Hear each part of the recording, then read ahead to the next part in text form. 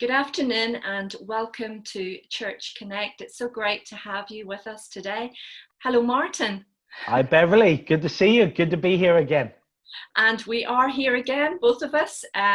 We're your hosts for today. It's great to be here, and it's great to be here with Martin. And I'm going to ask you, Martin, just to highlight some of the things that we've been focusing on Life Connect this week. We've been re-looking at what the church should look like maybe going forward. And it's interesting, in one of our interviews later, Bob Telford says he's not a prophet. You know, we can't see into the future.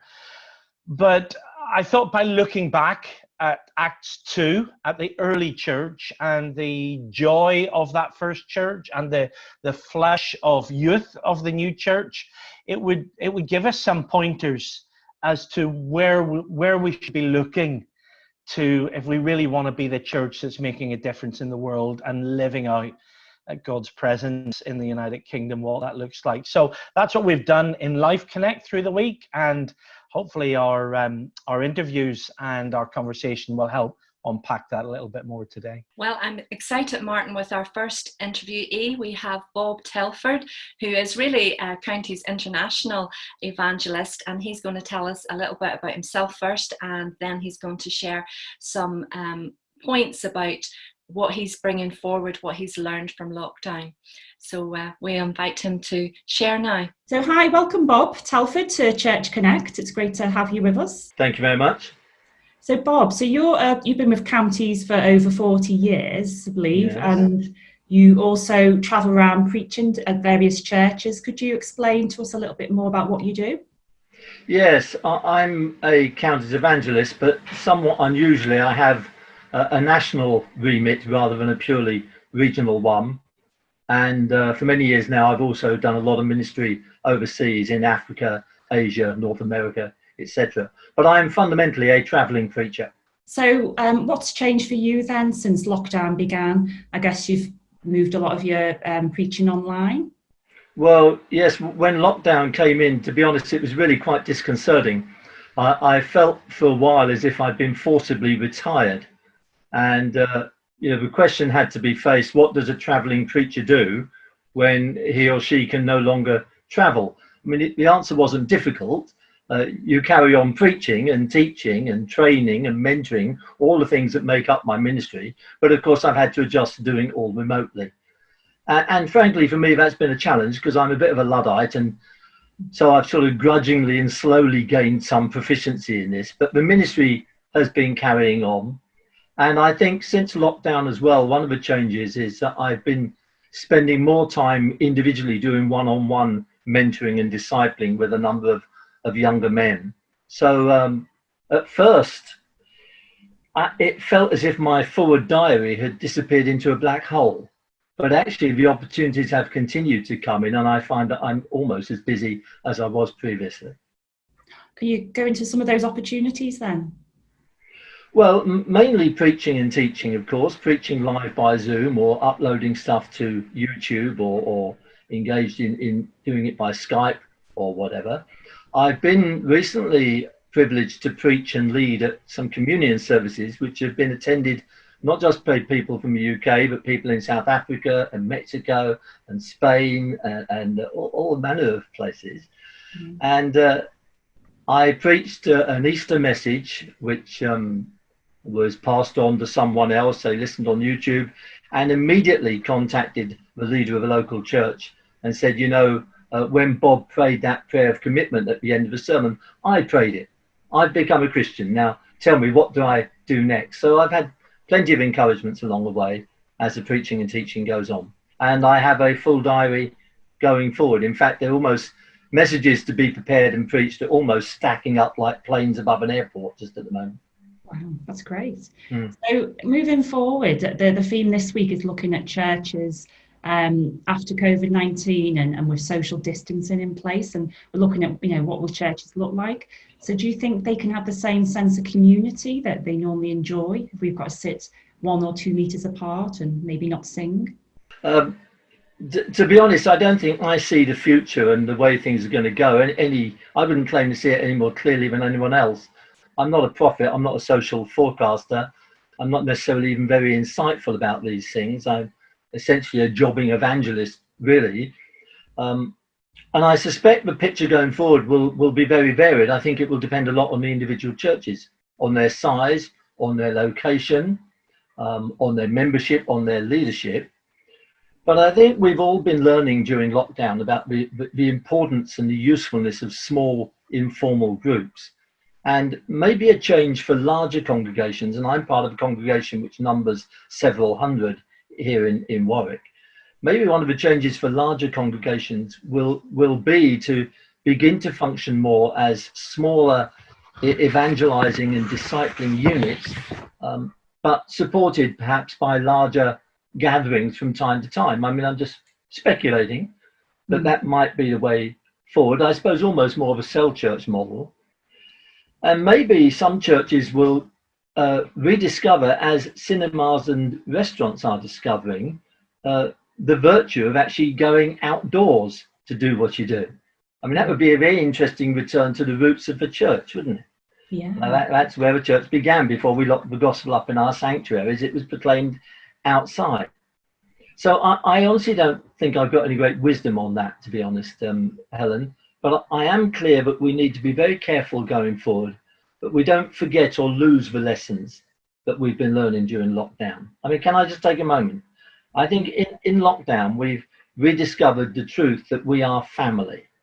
And that's been reflected in we understand now the importance of sharing pastoral responsibility amongst the family and not looking for it all to be done by a select few. I think those of us who are preachers are discovering that a 15 to 20 minute message can be as effective and as helpful in educating and edifying God's people as previously a 30 to 40 minute message.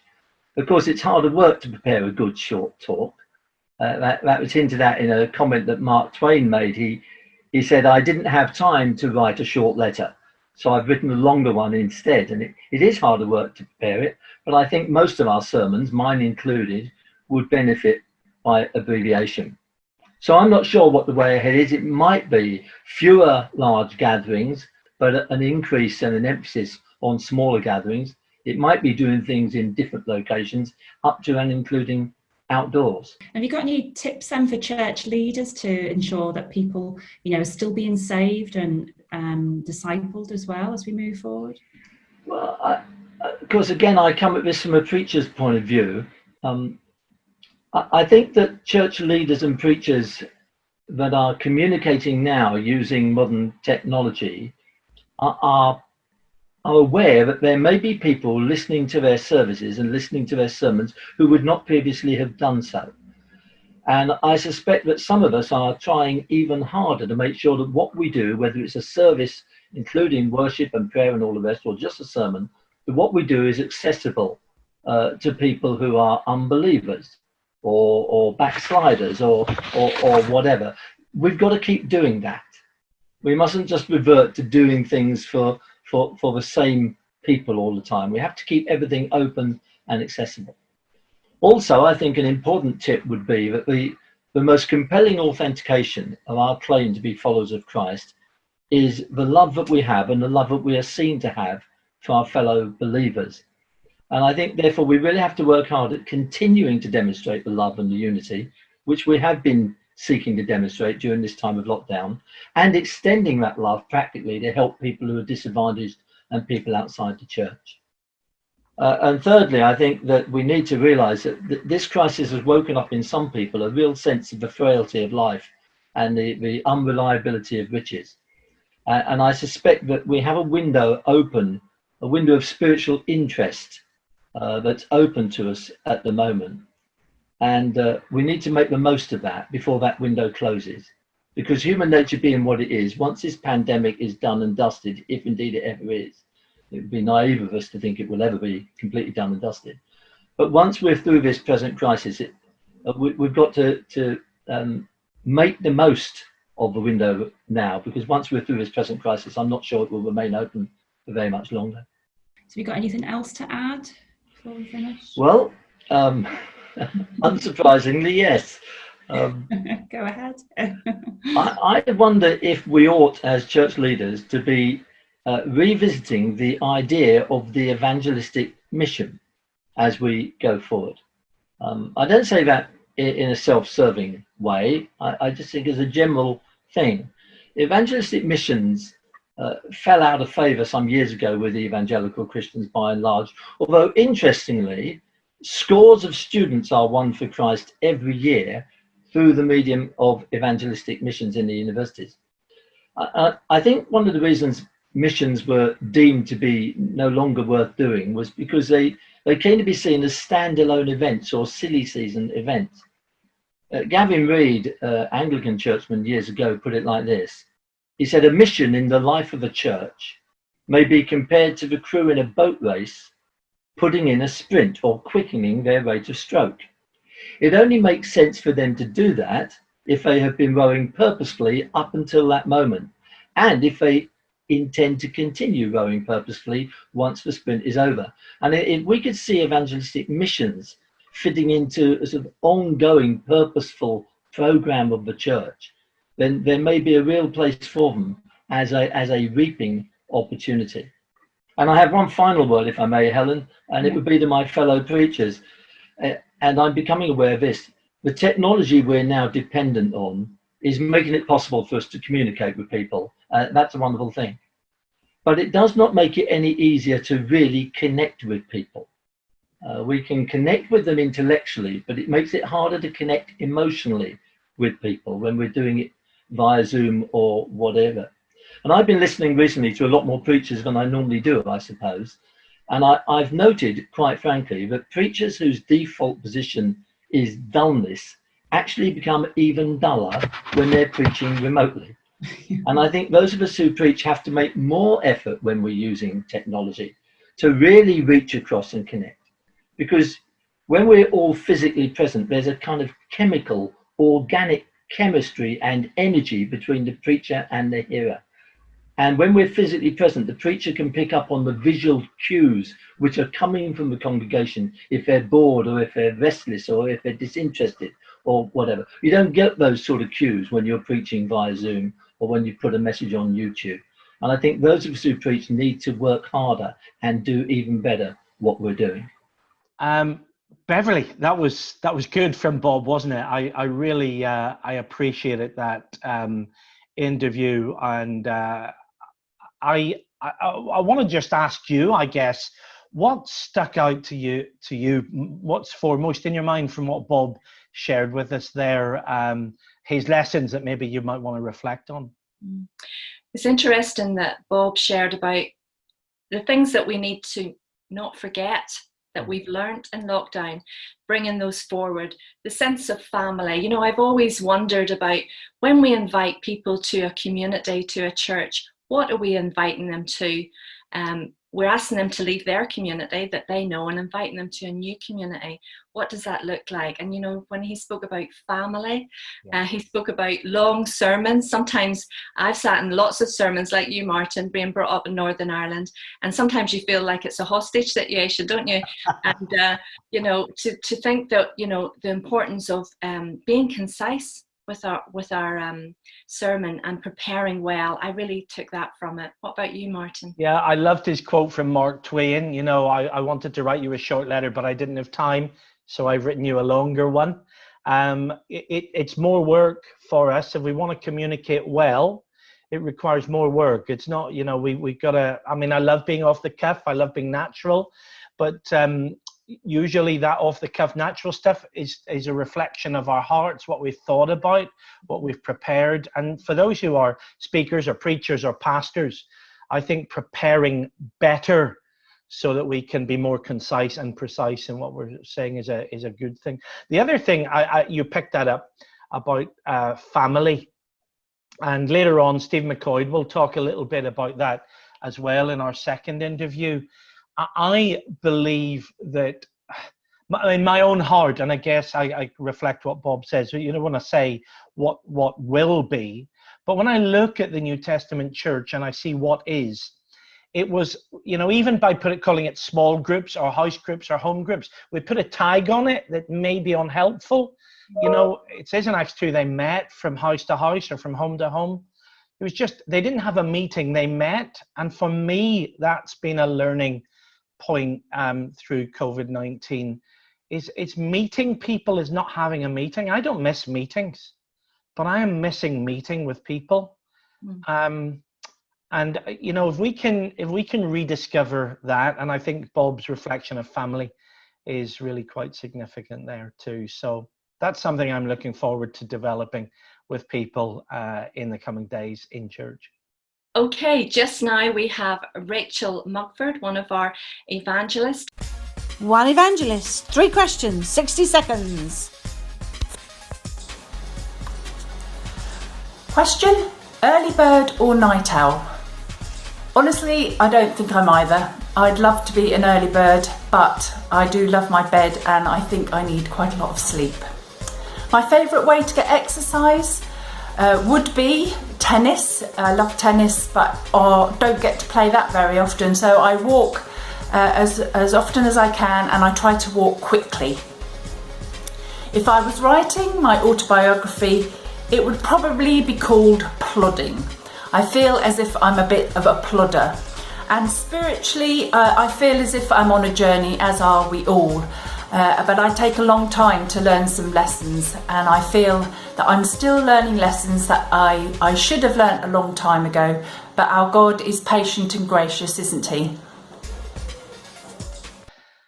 Many years ago, Beverley, I got to know a family in Northern Ireland called the Mcquoid family, and room shared at events with Glow, wonderful work, the Ministry of Glow, one of our sister organizations. And the guy who now leads it is one of those Mcquoid brothers. We had Jeremy on last week, who's the new chairman going forward for Keswick Ministries. It's a thrill this week to have Stephen Mcquoid. He spoke to our county's evangelists just a couple of weeks ago on this very question: what might church look like going forward? And Helen Rimmer caught up with Stephen to help unpack some of those thoughts and ideas. So here's Stephen Mcquoid with Helen. So, hi Stephen, welcome to Church Connect. Thank you. So it's great to have you with us. So the theme for this week is looking at churches post-COVID-19, how they're going to look in the future. So one of the first things when I've been speaking to different people is looking at the 45-minute sermons that we used to do. And at the moment, churches are doing it online and maybe getting a message in 20, 25 minutes and saying, you know, does that suffice now? What do you think about that? I find it actually quite interesting, Helen, because you're right, we've had to cut down the length of sermons, not least because when folk are looking at a screen, the concentration they need is immense. So you can't do a 45-minute sermon, I don't think. Half an hour, 25 minutes is more realistic.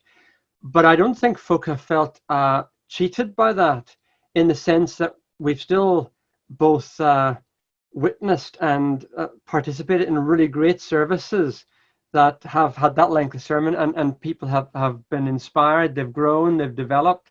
So I think it's been fine.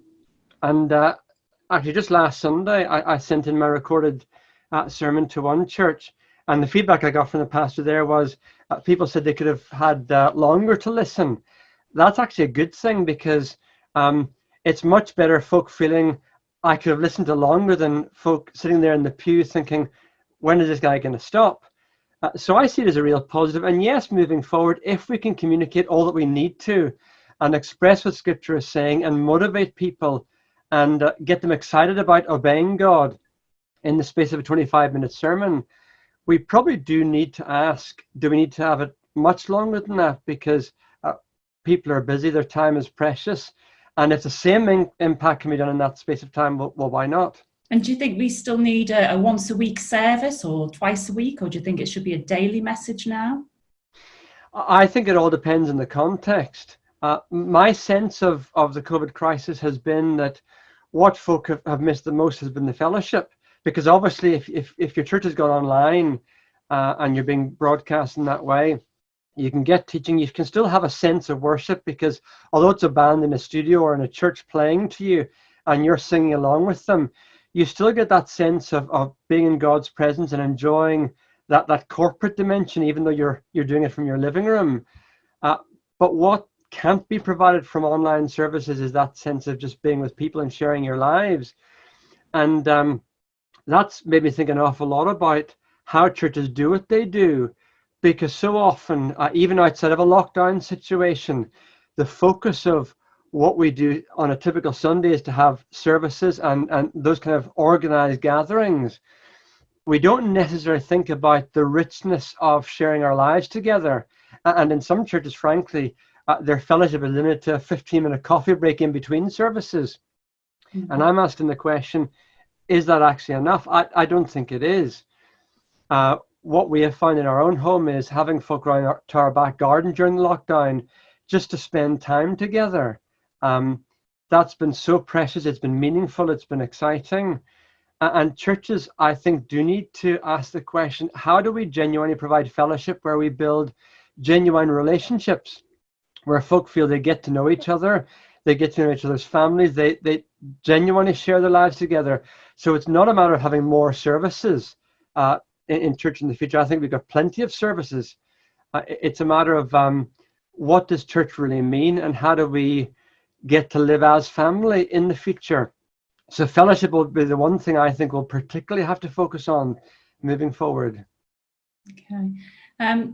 Looking at the digital mission field, how do you think we can continue to tap into that? There's lots out there at the moment, isn't there? There is lots out there, and that's been really interesting because a lot of churches, even relatively small churches, have found themselves developing a really large audience online. And when all the regulations are rolled back and we have complete freedom once more, I get two questions. Number one, how do we keep those people? And related to that, if we don't keep them in the sense that they'll actually come along to a physical church service, how do we then learn to engage with them in an online kind of context? And we might have to think in the longer term about doing both. In other words, for folk who do feel comfortable coming along to a church service and to being there physically and being part of a family, being part of that church structure, yes, we will get back to that kind of normality. But we might need to continue to think about, on an ongoing basis, reaching out digitally to folk.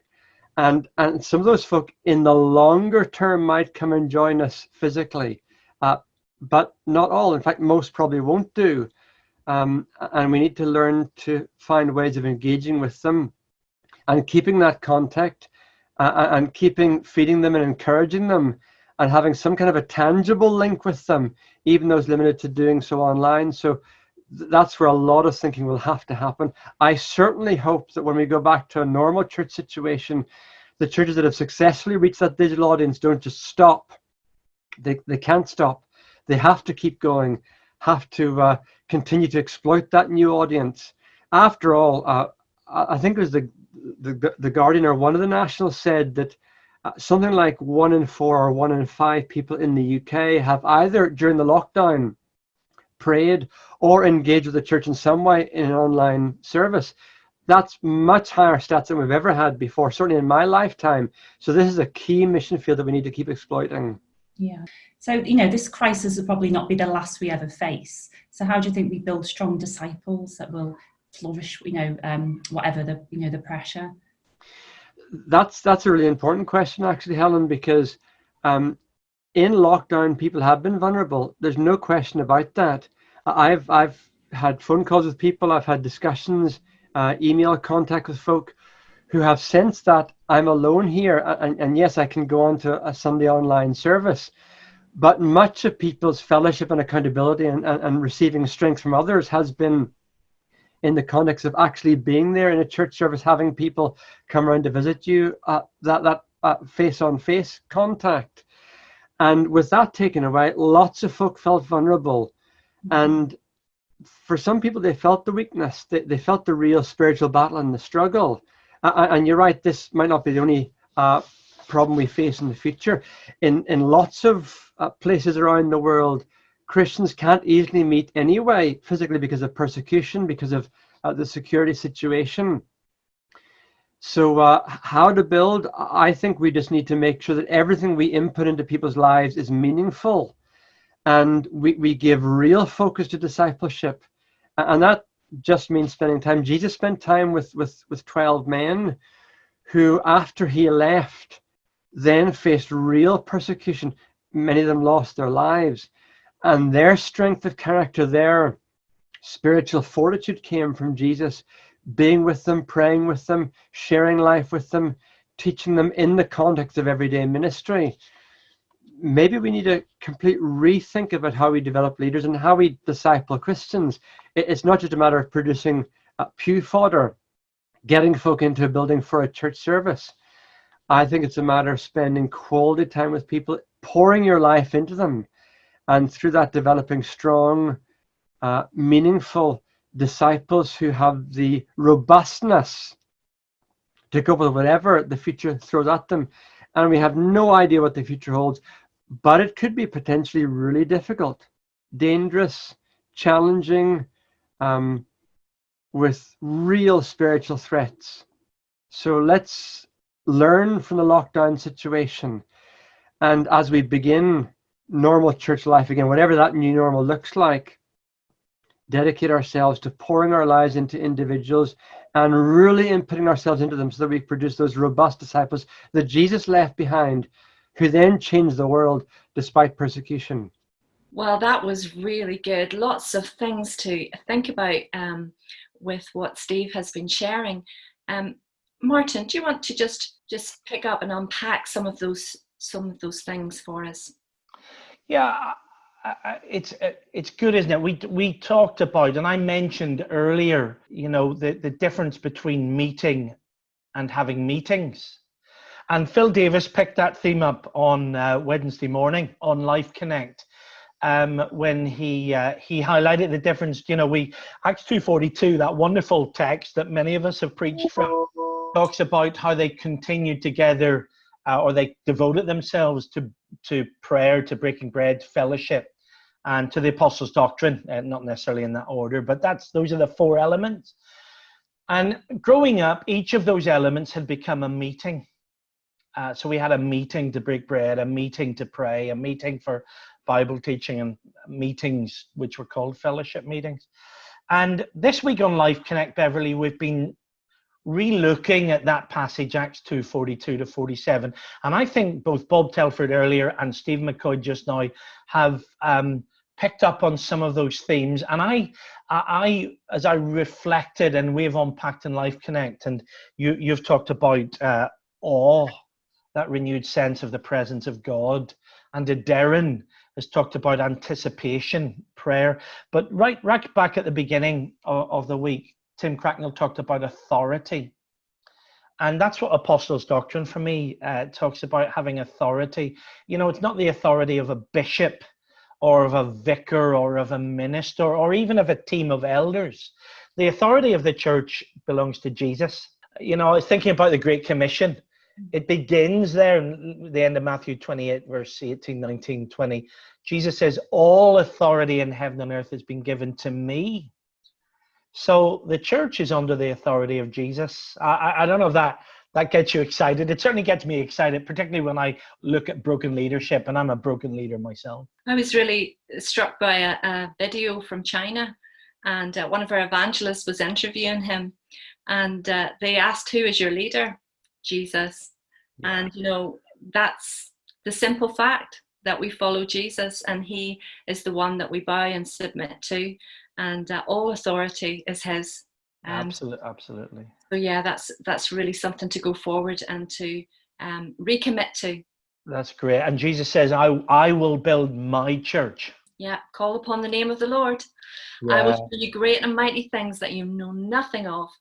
Expectation. Yeah, that's just tremendous. So those four things, I'd encourage us, they're there on the screen: authority, authenticity, awe, and anticipation. So my passion, my heart, Beverley, for the church moving forward out of lockdown is that we would rediscover those four central core values and experiences of being church, and not create models of church that become the problem, not the solution. It's been great to share with you again, Beverley. Yes, and also you, Martin. And thank you, everyone, for joining with us today. The Lord bless you, and thank you for being with us. So bye from me. And bye from her. God bless.